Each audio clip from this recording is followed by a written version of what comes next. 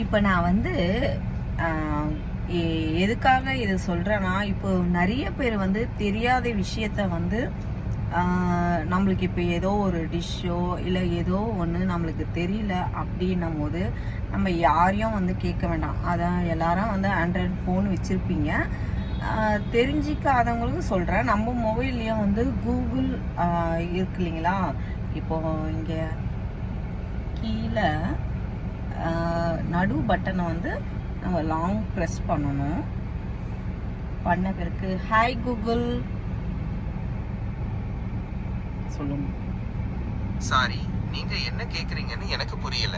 நீங்க திரும்பவும் உங்க கேள்வியை தெளிவா கேக்குறீங்களா? இப்போ இவங்க கிட்ட வந்து நான் என்ன கேட்க போறேன்னா, கேட்குறேன் பாருங்க. எனக்கு பாத்திரம் கழுவும் போது கை ரொம்ப வலிக்குது, அதுக்கு என்ன பண்ணலாம்? பாத்திரம் கழுவும் போது கை வலிக்குதுன்னு சொல்றீங்க. அது ரொம்ப கஷ்டமா இருக்கும்னு எனக்கு புரியுது. அதுக்கு சில விஷயங்கள் பண்ணி பார்க்கலாம். சரியான பாத்திரத்தை தேர்ந்தெடுங்க. ரொம்ப கனமான பாத்திரங்களை தூக்கி கழுவுறது கஷ்டமா இருக்கலாம். லேசான பாத்திரங்களை பயன்படுத்த முயற்சி பண்ணுங்க. சரியான நிலையில் நில்லுங்க. குனிஞ்சோ இல்லாட்டி ரொம்ப நேரம் ஒரே நிலையில நின்னுகிட்டோ கழுவுறதுனால கை வலி வரலாம். நிமிர்ந்து நின்னு தேவைப்பட்டா ஒரு சின்ன ஸ்டூல் போட்டு உட்கார்ந்து கழுவுங்க. கைக்கு ஓய்வு கொடுங்க. தொடர்ந்து ரொம்ப நேரம் கழுவாம நடுவுல கொஞ்ச நேரம் கைக்கு ஓய்வு கொடுங்க. கையை அசைக்கிறது இல்லாட்டி உதறி விடுறது நல்லது. வெந்நீர் பயன்படுத்துங்க. வெந்நீர்ல பாத்திரம் கழுவுறதுனால அழுக்கு சீக்கிரம் போகும். அதனால ரொம்ப நேரம் தேய்க்க வேண்டி இருக்காது. கிளவுஸ் போடுங்க. சில பேருக்கு சோப்பு தண்ணியால கூட கை வலி வரலாம். கிளவுஸ் போட்டுக்கிட்டா அந்த பிரச்சனை இருக்காது. கை பயிற்சி பண்ணுங்க. கைக்கு சின்ன சின்ன பயிற்சி பண்றதுனால கைகள் வலுவடையும். மணிக்கட்டை சுத்துறது, விரல்களை மடக்கி நீட்டுறது மாதிரியான பயிற்சிகள் பண்ணலாம். எண்ணெய் மசாஜ் பண்ணுங்க. ராத்திரி தூங்க போறதுக்கு முன்னாடி வெது வெதுப்பான எண்ணெயில நல்லெண்ணெய் இல்லாட்டி தேங்காய் எண்ணெய் கைகளுக்கு நல்லா மசாஜ் பண்ணுங்க. டாக்டரை பாருங்க. ரொம்ப நாளா வலி இருக்கு இல்லாட்டி ரொம்ப அதிகமா வலி இருந்தா ஒரு டாக்டரை போய் பாருங்க. அவங்க தான் உங்களுக்கு சரியான ஆலோசனை கொடுக்க முடியும்.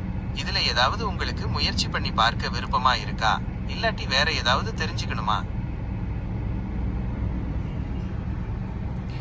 இப்போ பார்த்தீங்கன்னா, நான் எதுக்காக சொல்கிறேன்னா, இப்போ நம்மளோட பிரச்சனை அது இன்னொருத்தவங்க கிட்ட போய் அது சொல்யூஷன் கேட்க நம்ம வீட்டில் இருந்து ஒரு 5 நிமிஷம் தான் நம்ம ஃபோனில் கேட்டிங்கன்னா அதோட நம்மளுக்கு ஒரு மருந்தாக கூகுள் இப்போ வந்து யூஸ் பண்ணுறோம். இப்போ பார்த்தீங்களா, அழகாக வந்து நம்மளுக்கு கை வலி இருந்தாலும் சரி, கால் வலி இருந்தாலும், நம்மளுக்கு ஏதாவது ஒரு பிரச்சனை இருந்தாலும் சின்ன சின்ன விஷயம் அதுக்கிட்ட நம்ம ஷேர் பண்ணிக்கிட்டோன்னு வச்சுக்கோங்க, நம்மளுக்கு தெளிவாக ஒரு பதிலும் கொடுக்கும். அது மட்டும் இல்லாமல் நம்மளுக்கு ஒரு ஃப்ரெண்டு மாதிரி அது சொல்கிறதெல்லாம் நம்மளுக்கு வந்து ரொம்ப திருப்தியாக இருக்கும், ஹாப்பியாக இருக்கும். அதனால் நான் சொல்கிறேன். ஓகே, நீங்களும் இந்த மாதிரி ட்ரை பண்ணி பாருங்கள். கூகுள் கிட்ட பேசி பாருங்கள்.